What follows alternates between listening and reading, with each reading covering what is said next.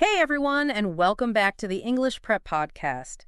Today we're taking a deep dive into something that's super important for any English learner, especially if you're thinking about taking tests like the TOEFL. Right. We're talking about writing essays, and more specifically, how to plan and structure them to get those high scores you're aiming for. Think of it like we're giving you the keys to unlock clear and powerful writing. Absolutely. So let's jump right in and talk about why planning is so important. I mean, sometimes when you're staring at a blank page, it feels easier to just start writing. Just get those words flowing. Yeah, I get that. But why should we take that extra time to plan? What's the big deal? Well, yeah, it's like when you're trying to explain something complicated to a friend. Okay.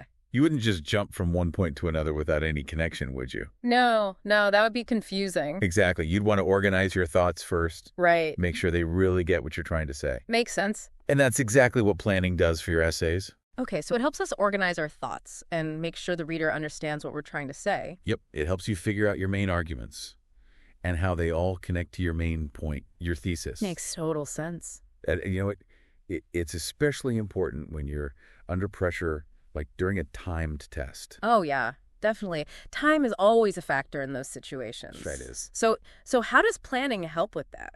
Well, it helps you use that time wisely. Yeah. You can figure out how much time to spend on each idea, how many points you can actually cover, and most importantly, it makes sure you have enough time to go back and check your work at the end. Oh, that's so important. It is, because it stops you from going off on tangents. Right. Or, running out of time before you've made your best points. So it's not just about organization, it's about strategy too. Exactly. So planning really is like having a secret weapon for time management and for showing off your best writing. I like to think so.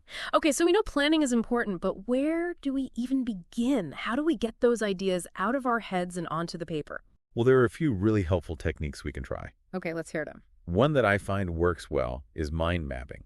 Mind mapping. Yeah. So imagine your main essay topic right in the center of your page. Okay, got it. And then as you think of ideas related to that topic, you draw lines branching out from the center, connecting them to the main idea. Oh, that's cool. So it's like a visual way to see how your ideas connect. Exactly. It helps you see connections you might have missed otherwise. I like that because sometimes I feel like my thoughts are all over the place. Well, this can help you bring them together.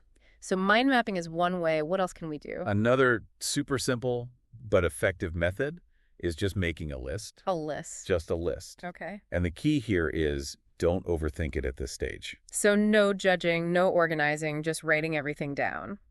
Yeah, just brainstorm everything that comes to mind about your topic. Get it all out there. And then once you have a bunch of ideas, you can go back and choose the strongest ones. The ones that really fit your essay. The ones that will make the biggest impact. So it's quantity first, then quality. Exactly. Love it. Okay, so mind mapping lists. Are there any other techniques we should know about? Yeah, definitely. One more that's really powerful is asking yourself questions about the topic. Questions. Think why and how. Questions. Okay, give me an example. So like, why is this topic important? Or how does this issue affect people? Oh, I see. Asking these kinds of questions helps you dig deeper and come up with more insightful points for your essay. That makes a lot of sense. Those are all really helpful ways to get the planning process going. So let's say we've brainstormed, we've got a bunch of ideas. How do we turn all of that into a structured essay? That's where outlining comes in. Outlining? Yeah, think of it like the framework for your essay. Okay. It's the skeleton that holds everything together in a logical order. So it's like we're creating a blueprint before we start building the house. Exactly. And a typical outline will have three main parts. Okay. The introduction, some body paragraphs, and the conclusion. Classic essay structure. And let's start with that introduction. Okay. The first thing you want to do is grab your reader's attention. Right, from the beginning. From the very first sentence. And how do we do that? Well, this is where the hook comes in. A hook? Yeah, it's something that makes them want to keep reading. Okay. It could be a thought-provoking question. Yeah. A surprising statement, or even just an interesting fact related to your topic. So it's all about making that first impression. Exactly. And then after the hook, what comes next? But you need to give your reader a little bit of background information. Just enough to understand the topic. Right. But don't go overboard. Keep it concise. And then comes the most important part of your introduction. Which is? The thesis statement. The thesis statement. The heart of the essay. It is. It's that clear, concise sentence that tells your reader exactly what your main argument is. What you'll be trying to prove or explain in your essay. Right. And for English learners, focusing on making that thesis statement super clear is key. So no beating around the bush. Straight to the point. Okay, so we've got our hooks, some background, and our thesis statement. What about the body paragraphs? How do we tackle those? Well, each body paragraph should focus on one specific idea that supports your thesis. Okay. And each one should start with a topic sentence. A topic sentence. Think of it like a mini thesis for that paragraph. So it tells the reader what that specific paragraph is about. Exactly like a signpost. Guiding the reader through your argument.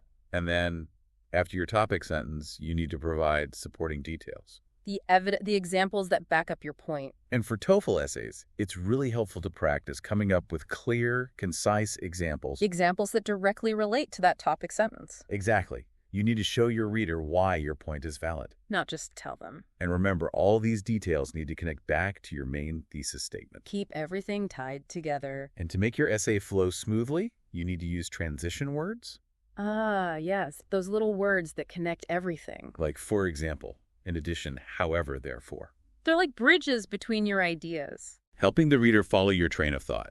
Okay, so we've hooked our reader, provided background information, stated our thesis, developed our body paragraphs with supporting details and transitions. What's next? Well, now we need to wrap it all up with a strong conclusion. The grand finale. And your conclusion should start by restating your thesis statement.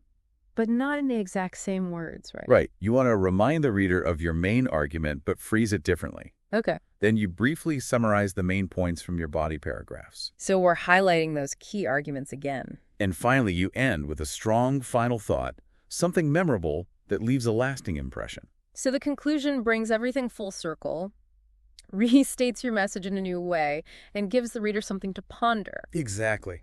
Now, I know we've talked a lot about structure, but what about things like grammar and style? How important are those for a high-scoring essay? Oh, they're super important. Because if your grammar isn't clear, it can be really distracting for the reader. Yeah, it can make it hard to follow your ideas, even if they're good ideas. So what are some key areas to focus on? For intermediate English learners, I'd say subject-verb agreement is really important. Definitely. Making sure your verbs match your subjects. And using verb tenses consistently. Right. Like sticking with past tense or present tense throughout your essay. And punctuation is huge, too. Absolutely. Commas, periods, semicolons, they all help clarify the meaning of your sentences. And don't forget about sentence variety. Mixing up short and long sentences to make your writing more interesting. Those are all great points.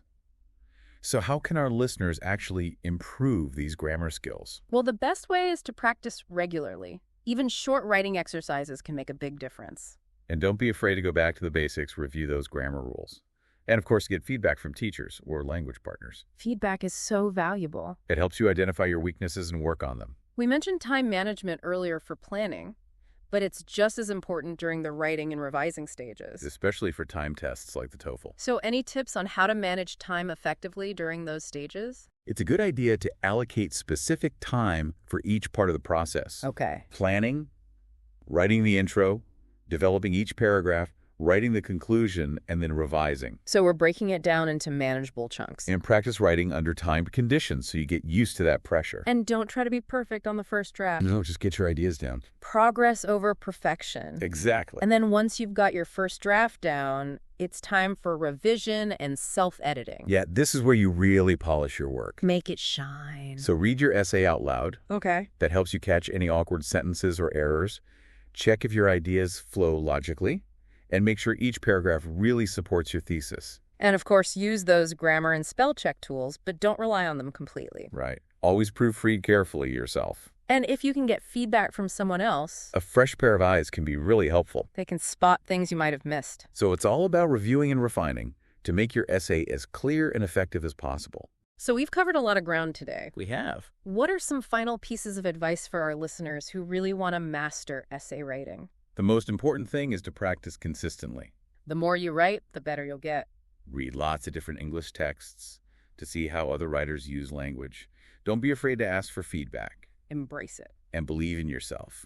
Confidence can make a huge difference. I love that advice. It sounds like writing a strong essay is a combination of careful planning, clear organization, and consistent effort. And continuous improvement. Always striving to get better. Exactly. It's about building a strong foundation and then constantly refining your skills. Well, we hope this deep dive into planning and structuring essays has given you some practical strategies to use in your own writing. Remember, with consistent effort and attention to these key areas, you can really boost your essay writing skills. So keep practicing, stay confident, and we'll be back with more tips to support your English learning journey right here on the English Prep Podcast.